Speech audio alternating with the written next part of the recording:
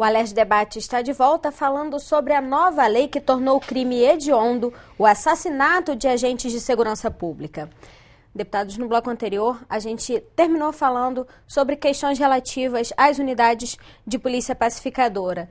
E essas unidades têm tido números bastante significativos até da morte de policiais. Esse ano a gente já teve alguns casos. A gente sabe também que policiais recém-formados estão indo para essas unidades, muitas vezes, talvez sem o preparo necessário para encarar esse dia a dia, né? Na verdade, são duas coisas. Primeiro, se eu estava falando no bloco anterior, se os critérios para inauguração de novas UPPs fossem os técnicos, os estratégicos, vindo de pessoas que trabalham isso no dia a dia, ou seja, Polícia Militar e Polícia Civil, eu tenho certeza que hoje nós não teremos 38 UPPs. Nós teremos em torno de 15, no máximo. Porque é aquilo que você consegue ir avançando, conquistando e mantendo. Porque pela essa velocidade de inaugurações de UPPs de forma desenfreada, você tem que formar o efetivo correndo.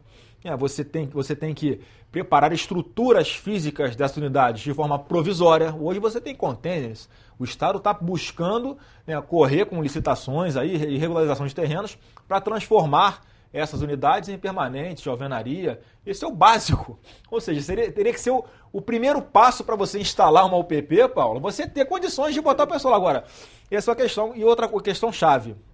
Essa preparação do policial lá no Centro de Formação e Aperfeiçoamento de Praças, o Cefap, ela é voltada para formar uma polícia de proximidade. E aí, quando você chega numa comunidade, é necessário que haja, sim, esse primeiro momento, uma atitude mais rígida por parte da polícia, via de regra é o BOP que faz esse pontapé inicial, só que em locais que estão conflagrados há décadas. Portanto, não vão ser pacificados de forma alguma em alguns poucos meses ou em alguns poucos anos. E aí os policiais que são formados para uma polícia de proximidade têm que conviver na sociedade com uma hostilidade absurda. Eu tive pessoalmente no Alemão, conversando com muitos policiais militares, eles estão me relatando, deputado, é uma hostilidade aqui, em especial no Alemão, porque lá é o berço do Comando Vermelho. Portanto, ali há moradores que cresceram junto com esses grandes traficantes que inauguraram essa facção criminosa. Há pessoas simpatizantes, porque eram criminosos que faziam aquela política de Robin Hood, da cesta básica, de não deixar faltar nada na comunidade. Então muitos gostavam daquilo, mesmo correndo o risco de serem condenados no tribunal de exceção criados por eles próprios. Enfim, onde não há o Estado, essas pessoas tomam conta. Então, no Alemão, eles falam, deputado, eu estava aqui outro dia dando ré na viatura, vi no retrovisor que estava vindo uma senhorinha caminhando com compra na mão. Eu parei a viatura e ela continuou vindo na direção da viatura. Aí chegou perto da janela e falou assim para mim, depois não sabe por que morre. Ou seja, não teve uma agressão completamente gratuita, mas que as pessoas que ali estão enxergam os policiais como intrusos, como aqueles que não tinham que estar ali. E até em comunidades como Dona Marta, que antes era uma referência do bom relacionamento da polícia com a comunidade, a gente já teve casos de assassinato. Mas esses são casos esporádicos. No Alemão é um negócio complicado. Tinha que ter como no Complexo da Maré, né? Dona Marta é uma das menores favelas do Rio. E tendo uma configuração um local que eu acho apropriado para uma UPP. É só para dizer o seguinte. Foi bem sucedido. O secretário de Segurança, na sua suposta competência, ele viu aquele filme, Os Intocáveis. E ele passou a entender o seguinte, que tem que buscar na academia, como se os policiais mais antigos já fossem completamente viciados. Um preconceito absurdo. Um absurdo vindo, abrir mão da experiência dele. Vindo de uma autoridade que tem a responsabilidade com a segurança pública, mas também com a segurança dos profissionais da área. Mas ele deu esse depoimento. Então, um absurdo. A grande questão hoje é que não vai resolver a questão da criminalidade com o uso da força. O segredo da autoridade não é a força, e sim o prestígio moral. Chegar numa comunidade com o argumento de que primeiro tem que pacificar, para depois chegar com os demais serviços, é de um equívoco. Tem que chegar com tudo ao mesmo tempo. Eu me lembro que houve uma fase na Polícia Militar, centros comunitários de defesa da cidadania.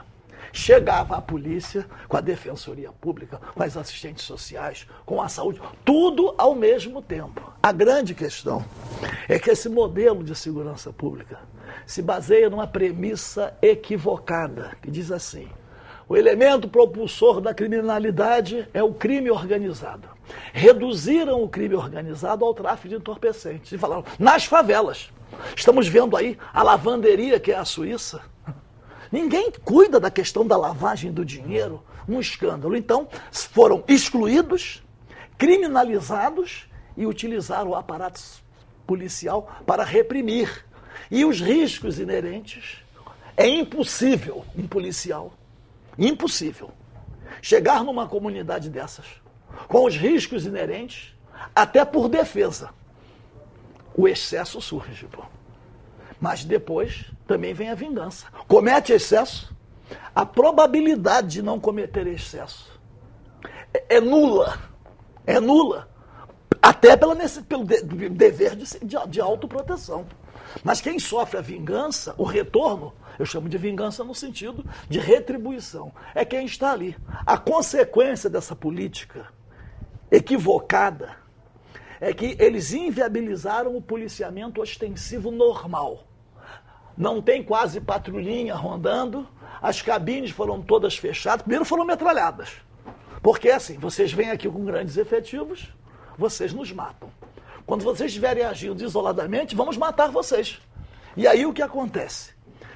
Enxugaram o efetivo de diversas outras áreas, muitos municípios perdendo o policiamento ostensivo para a utilização política e falsa nas chamadas UPPs. E a propaganda em relação às UPPs convenceu as pessoas de que aquele projeto era um projeto correto. Muita gente diz assim, não, as áreas agora estão pacificadas. Como pacificadas? Se dentro da UPP o PM morre?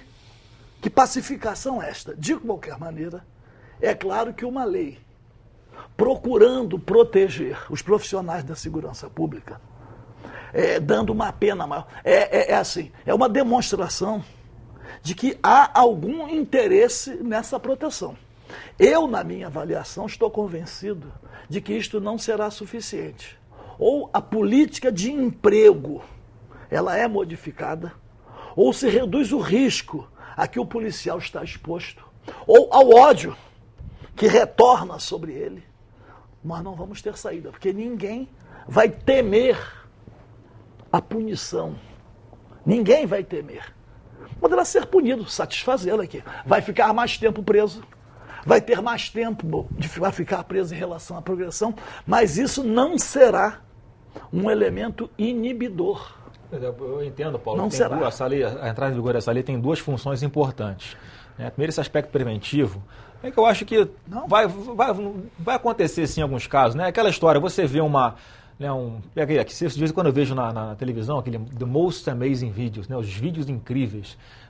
Aqueles 3, 4 caras armados de fuzil nos Estados Unidos assaltam um banco, dão de cara com uma velhinha na calçada, a velhinha dá bolsada neles, os caras não atiram na velhinha porque sabem que se matar a velhinha, eles vão ser condenados à pena de morte. A pena é pior, então tem esse aspecto preventivo da pessoa saber que vai cumprir um tempo. Agora, tem outro aspecto, né, que eu acho que é uma função que é da pena, que nos dias de hoje está completamente dizimada e até ignorada às vezes por ignorância, às vezes por maldade mesmo. Que é uma função importante da pena, que é a proteção da sociedade. Então, se o camarada que mata um policial, ele fica mais tempo preso, ele vai ficar menos tempo em convívio com a sociedade, portanto, só nesse aspecto matemático, ele já vai ter menos tempo de fazer as besteiras que ele continuava fazendo e provavelmente uma pessoa que já atirou num policial para matar, eu duvido que ele vai cumprir a pena dele, vai sair da cadeia e ele não vai fazer de novo. Então, quanto mais tempo esse criminoso permanecer isolado do convívio social, porque ele vai vitimar não é só o policial, não, é o cidadão comum também. Então, acho que é importante essas duas funções, né, que essa nova lei, né, vem trazer, no aspecto preventivo e no aspecto Nós vamos estar aqui vivos e vamos verificar os resultados. É claro, eu que convivo Eu às vezes vou num local ou outro, mas eu convivo com policiais militares. Quer dizer, eu tenho amizades, famílias. Então eu convivo, tomo café uma vez por mês, vou lá no clube de oficiais. Eu tenho uma vida que nada tem a ver com o mandato, uma convivência, que eu chamo assim, com a família policial militar. Mas nós temos um exemplo concreto para demonstrar claramente que às vezes a lei não protege. Nós aprovamos aqui, foi uma emenda que eu apresentei, mas que contou com apoio. Para quê? Para que o auxílio invalidez alcançasse também, beneficiasse o em decorrência do serviço, não apenas em ato de serviço, e não apenas dos amputados e paraplégicos, todos. A lei foi aprovada, o governador sancionou, publicou errado, republicou, não é isso? Muito bem. Agora, imaginava-se o quê? Que uma atenção seria uma atenção imediata. Estão aí, buscando inconstitucionalidades. E o PM está lá, amputado, paraplégico, tetraplégico, sem um pulmão, sem um fígado, todo bombardeado, e não recebe o auxílio, por quê? É o quê? O Estado está em crise? É uma loucura isso. Porque é o mesmo caso da lei do crime hediondo, né?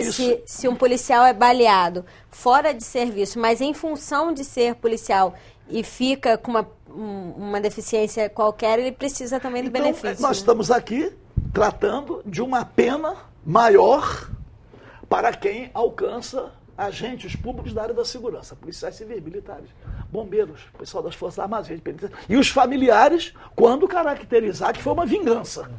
Não é isso? E nós estamos diante de uma lei que beneficia aqueles que estão vivos, mas estão vitimados, precisando de um atendimento melhor, e o Estado não cumpre. Olha aí. Quer dizer, às vezes, não é? Cadê a sinceridade do governo, então? Ele participou ativamente desse processo de negociação do processo legislativo aqui, né, Paulo? Então, a gente segurou quase um mês esse projeto do governo aqui para ampliar o rol de pessoas que eu tenho certeza, ninguém queria estar recebendo esse auxílio. Ninguém quer. Esse sinal que está mal. Eu apresentei o mínimo reconhecimento do Estado. Eu fui o autor da emenda, como nem acreditava, mas no dia do debate houve uma mobilização, houve uma sensibilização. Conseguiu chegar numa redação mais flexível da sua emenda? Eu lembro que dezenas de deputados apresentaram as emendas, mas chegamos numa redação que o Estado aceitou.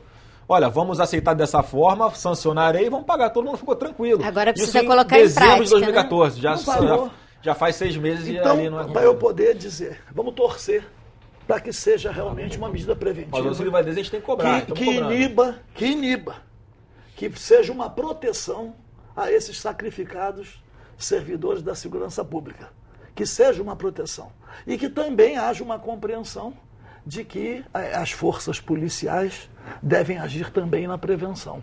Porque quem está sentando no banco dos réus, quem está cumprindo sentença, não é quem elabora a política. Está sentando no banco dos réus hoje acontece um efeito, né, Paulo, ou sendo excluído? Do próprio policial. Ele não sabe se ele age ou se ele fica na omissão, porque se ele agir, né, os constantes maus exemplos que têm sido dados com o policial que está trabalhando, que assim, só erra quem trabalha. Então se o policial está lá e ele comete um erro, que o ser humano está suscetível a erros, ele já é condenado, execrado, então ele vai para onde? Vai para a cadeia.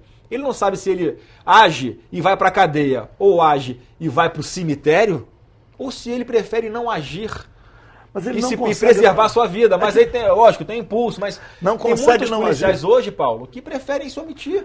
Eu falo, não vale a pena. Isso é nocivo pra gente. Nós somos clientes da segurança pública, da Polícia Militar, da Polícia Civil. Isso não pode acontecer. E o exemplo tem que vir de cima.